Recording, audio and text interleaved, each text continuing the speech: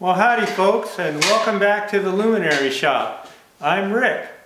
Those of you who have been following along will know that I am in the middle of doing a series on building Hitch Wagon lamps. Now, I designed these lamps to be similar to lamps that were available in the late 1800s. And right now I'm in the middle of spinning all the pieces and parts that are necessary to build the lamps. In the meantime, I received this brass version of the Hitch Wagon lamp that I built several years ago. Unfortunately, this lamp took a trip to the floor and got smashed up quite a bit while a polisher was trying to buff it out and clean it up. The lamp actually survived fairly well, but it did sustain some damage. I'm going to need to replace the bottom portion of the lamp entirely, put on a new bent beveled front glass, and rebuild the bail. Now along the way I'm going to find some other repairs that are going to be necessary as well. So I'm going to put this video in between the spinning videos, break them up a little bit, and you'll see what it takes to repair a lamp after it's been smashed on the floor. The first thing I have to do is remove the bail by taking off these cap nuts. One of the bolts has been broken loose where it's soldered to the inside of the body, between the body and the liner. That means I have to take it all apart in order to get at it.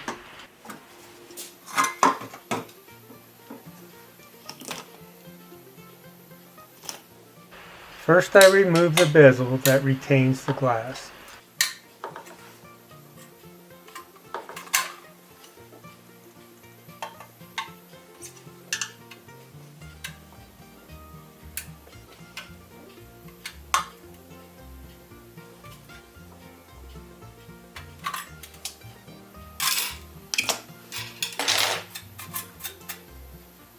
Then I'll remove the dented up bottom of the lamp.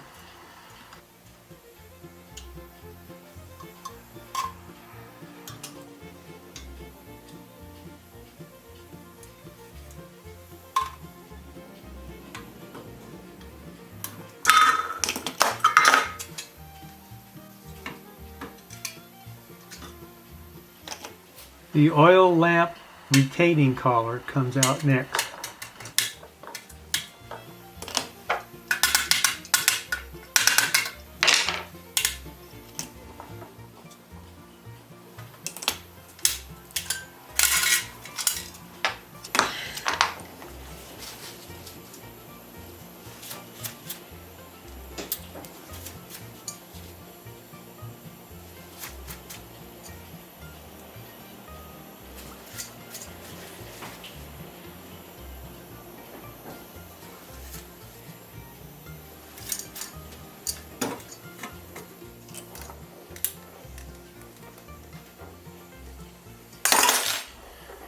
The heat buildup in the brass has caused that solder joint that holds the door on to release. I have to take the door off anyway, I just wasn't expecting it to happen quite then. In order to get the liner out, I have to heat all the way around the back and the front of the lamp at the same time, and hopefully the rest of the lamp won't fall apart from the excess heat.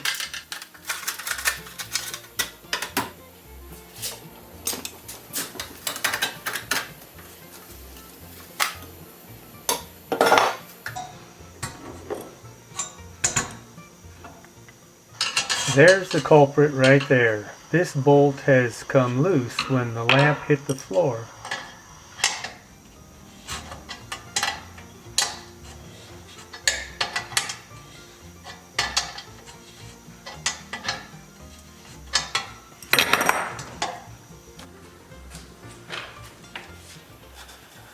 I'll resolder this bolt so that I can remove that cap nut and thereby remove the bent up bail.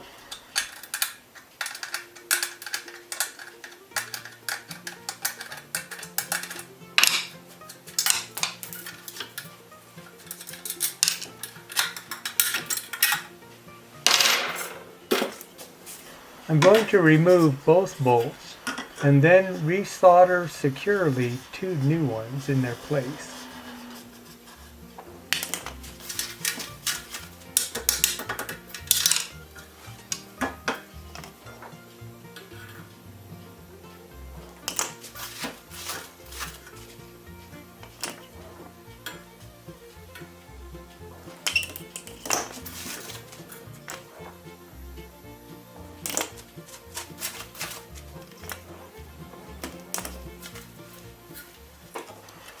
Here I'm just cleaning up the excess solder that's left over after I've taken this lamp apart.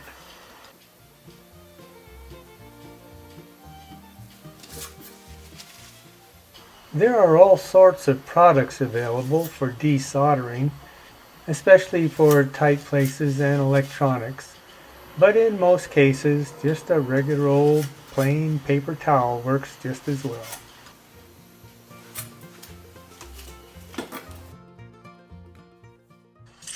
A sandpaper flap wheel on my die grinder works well to make sure that those places I'm going to be soldering are clean.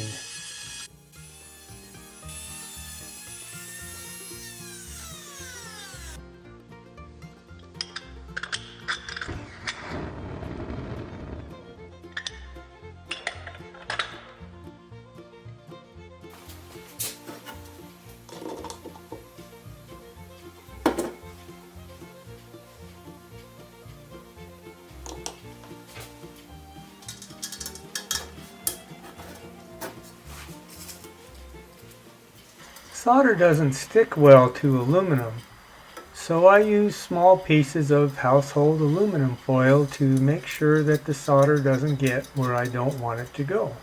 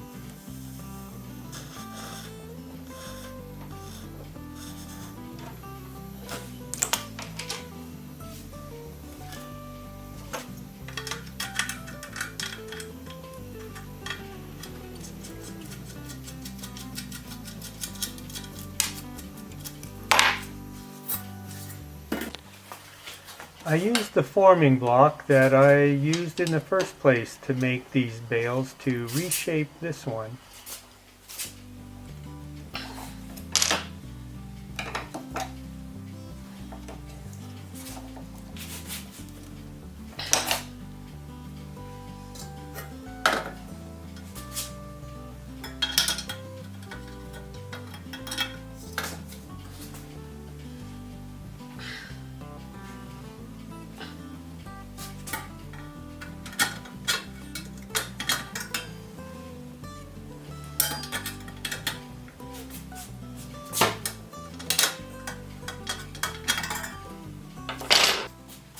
Rather than spending the time and effort to straighten out the first bezel for this glass, I'm going to use this tool called a cane curler and just make a new one. I'll do the polishing on this lamp as I go along, trying to avoid all the snags and potential disasters that sent this lamp to my shop in the first place.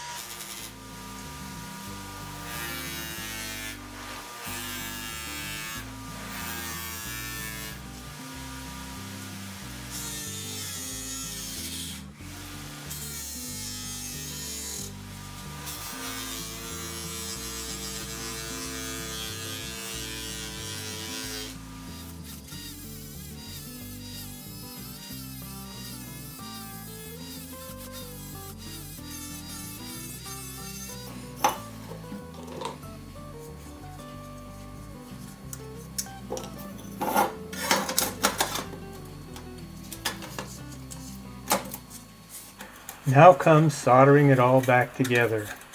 And yes, I do sometimes use a soldering iron as opposed to a torch. It's just a matter of controlling the heat and therefore where the solder actually flows to.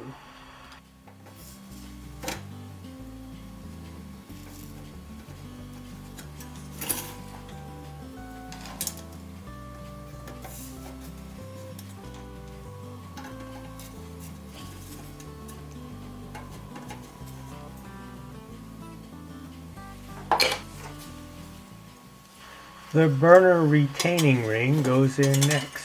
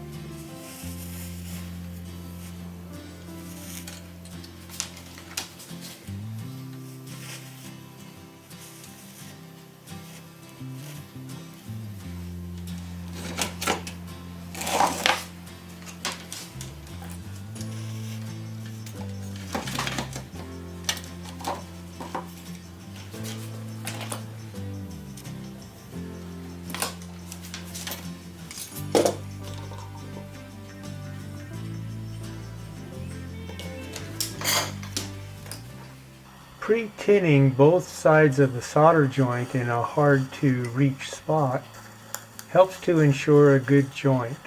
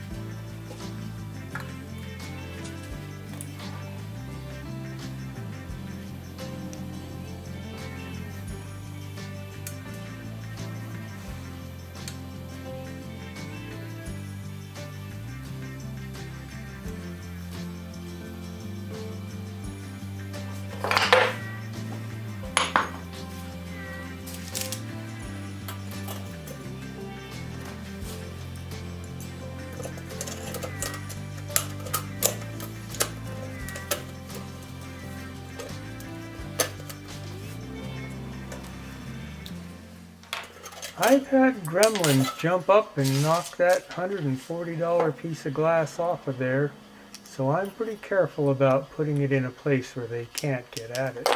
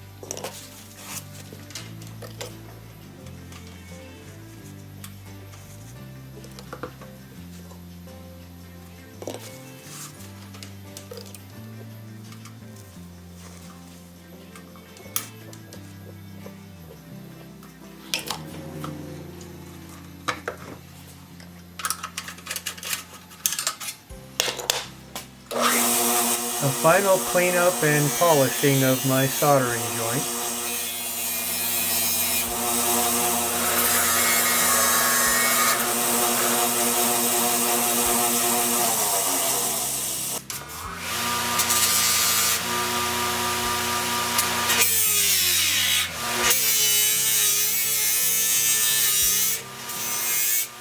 I'm pretty careful here. I don't want to snag that lamp and end up back where I started from.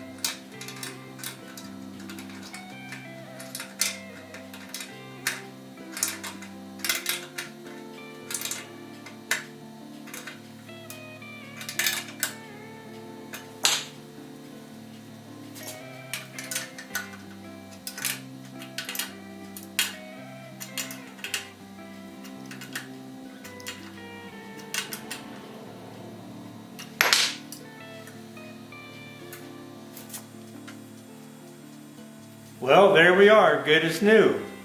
Next time I'll get back to doing some spinning on these Hitch Wagon lamps. Thanks for following along.